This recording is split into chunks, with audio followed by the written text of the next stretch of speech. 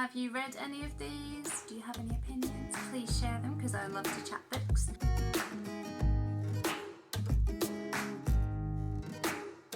Hi and welcome to my channel. My name is Sarah and I love to talk about books. And today I'm going to be talking about my October TBR. I feel like I only just did my September one, and I also feel like I always say that at the start of a TBR video. So let's just accept time passes. That's how the world works. Get it together, Sarah. Okay, so my October TBR, and I'm so happy with this one because it's all physical books, and I've been reading a lot on my Kindle this year, and my like preference is, oh, did you hear my stomach rumble there? I really should have had lunch before I filmed this. Yeah, my preference is really for physical books, but just because I had so many on my Kindle when I was putting my TBR together for my reading challenges, I really was focused on trying to clear some of those off. But this month, the Kindle can drain its battery unless I get to any of my NetGalleys, because this month they are all real books. And the first one is actually not from the bookcase behind me, it is from my bookcase up the stairs, and it is, oh god, why do I always leave the price tags on books? It's not coming off. It's right over the title. Who does this? Oh god, and because I've owned this book for so long, the price tag's been on it for ages and I've actually just made it look 10 times worse. Oh dear. Okay. We're just gonna go with it. It's the Geisha of Gion. I really should have looked up pronunciations. So, the Geisha of Gion, or Gion, by Mineko Iwasaki. And also with Rande Brown. I don't know if that was just a translator or if this was someone who helped her write the book. But this is apparently the woman on whom Memoirs of a Geisha was based, which I also have. Oh, I can't bother taking it out, it's in a stack, so you can't even see it, it's down there. But Arthur Golden apparently interviewed this woman and used her story in his own book, but she was quite unhappy with how that had played out, and so she decided to write her own. It says in the blurb that she was the only geisha to kind of break that silence. I'm sure I've read another geisha memoir. It was years ago. I don't know when it was published. I'll look it up and put it on the screen. So I don't know if that was published before this one or not. So it might not be technically true, but that's the claim anyway. And I know that Memoirs of a Geisha, I read it about, I don't know, maybe nearly 20 years ago. I absolutely loved it. I just thought it was so beautiful, and it really took me away to that world, a world which I had known nothing about. I really, really loved it. I even loved the film as well, but I know in more recent times, as we've become a bit more progressive in our views, the thought of a white, straight, I assume, male who isn't from Japan telling that story is a little bit frowned upon, and I don't know how well he did it in the eyes of those that really know the lived experience either. I might revisit that book at some point just to see how I feel about it now that all this time has passed and I've become a bit more aware of issues like that, but this might be a good insight into that as well. So Mineko was kind of plucked from her family at the age of 3 to become the successor of a well-known madam, kind of high up geisha. But even though she was kind of hand-picked, it doesn't mean that her life as a geisha was easy. The job itself is really grueling, there's a lot of training. This is what I remember from previous books.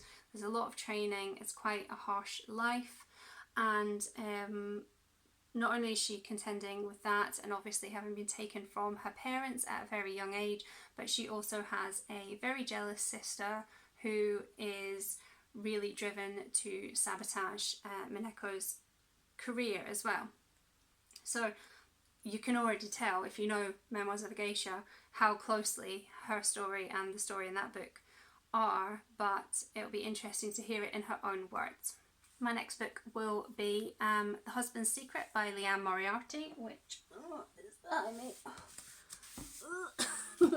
But I actually have 2 copies of this book. This one I bought myself, which I don't even know what shop this was from, but Replay.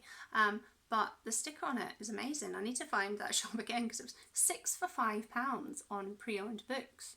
So I'd already picked up that copy. It's not in great condition. It's obviously been read.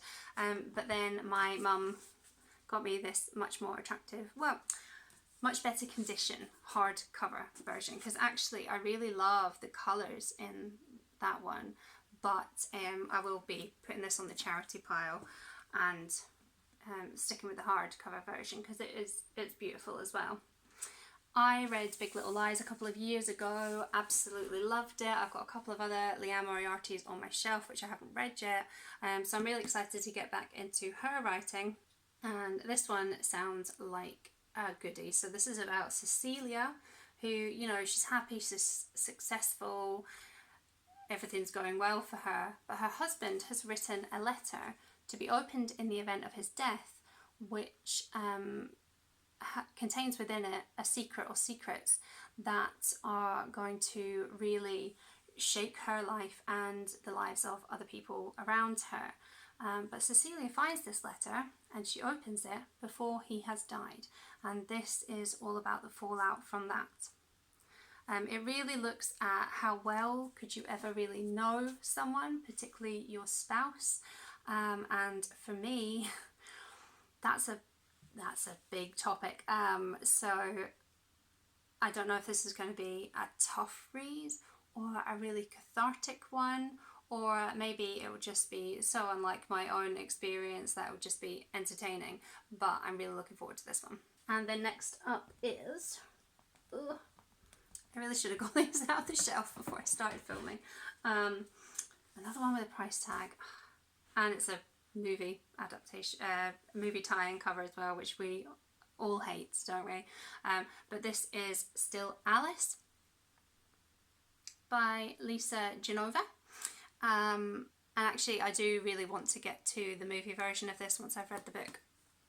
This is about Alice, who is a Harvard professor in her 50s, and how she deals with the diagnosis of early onset Alzheimer's, and it looks at how she tries to live her life while she is essentially losing her mind. The author, I think, has a PhD in the subject, so this is a really well-informed book. I've heard really good things about it, and I'm really interested in Alzheimer's and dementia because I have had I've had 2 grandparents that have suffered with some form of dementia. My gran had a stroke and it brought it on really quite strongly in her, and I'm now watching my grandfather also go through that experience in his 90s, and it's, you know, it's a horrible disease, and it's incurable, and it's one that really, it takes away the person that you knew. It must be terrifying to experience it, and I'm really looking forward to reading this book to learn more. I've dealt with it in my work life as well. I've produced resources to support people, well, essentially in care homes, but a lot of whom will have dementia as well, and I just think it's, other than cancer, it's really the most kind of terrifying but really prevalent disease affecting people. So this is going to be a really interesting read. And next up we have, where are you? Oh, you're down here. Okay. This also has a price tag on it, but it's a second-hand charity shop, teeny weeny one. One day I will prepare for my videos like a professional, but that isn't today.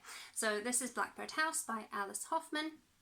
She is the writer behind a lot of books, including Practical Magic. I've never read one of her books before. I do definitely want to read Practical Magic, but I just happen to have this one and I don't have Practical Magic, so we're reading this one first. And this has such and like really this is totally my kind of book, like based on this premise. Like it's so interesting. It's the interconnected narratives of the occupants of this Blackbird house over 200 years. So it's like over a dozen people, which is quite a small book actually. I'll be interested to see how that plays out. But yeah, all the occupants of this house over 200 years. I think that's so interesting. Sorry, there's a small child walking past my house shouting, so I'm sorry if you can hear that. It's not one of mine. But what was I saying? Yes, this book looks at, you know, secrets and love and the importance of home. So I think that's going to be quite a nice, cosy read, I think, for October. And then finally we have, oh, it's up here, Jennifer Egan's A Visit from the Goon Squad. I picked this up purely based on the fact that people love this book. People have talked about this so much. I've heard so many good things about it. But having looked at it just before I started filming, it's totally not the book I thought it was. It still sounds great though, so I'm really looking forward to this one. But this is about Bernie, who's like a former punk rocker. He's now a music executive, and Sasha, who is the kind of wild, unpredictable girl who he has employed. We as readers get to see all about their history, but they are unaware of each other's history. And there's things like violent childhoods, being in a gang, Bernie's music career, the highs and lows of that. I think Sasha has been kind of taken out of a really toxic home life by her uncle, and it's about her journey from that. But we also get to see a lot of what has gone on in other characters' lives as well. And music plays a really big part, which really excites me because I'm a huge music fan, and I love it when books bring music into them as well. So again, another good book. I'm hoping to add in a few of my NetGalleys as well,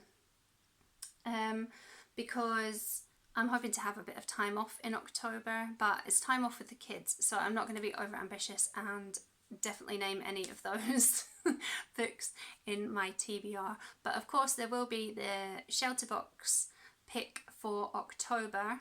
Oh, the little girl has scooted past my house, so hopefully she will stop shouting or go and shout somewhere else. I'm sure she's having the best time. But yes, the shelter box book club pick for October is A Woman of First by Edna Adan Ishmael. I can't remember. I don't have a copy of the book yet because it will arrive during October, but I'm really glad this one got picked. It's one I voted for because it just sounds really interesting. The subtitle is A Midwife Who Built a Hospital and Changed the World, and this is a memoir of the first midwife to practice in Somaliland, who then became an activist and then became Somaliland's first lady, and then its first female cabinet minister. And I just think that sounds so interesting. I know nothing about Somaliland. I did train as a midwife in a past life, so I have a personal interest. Oh, she's back. She's shouting outside again.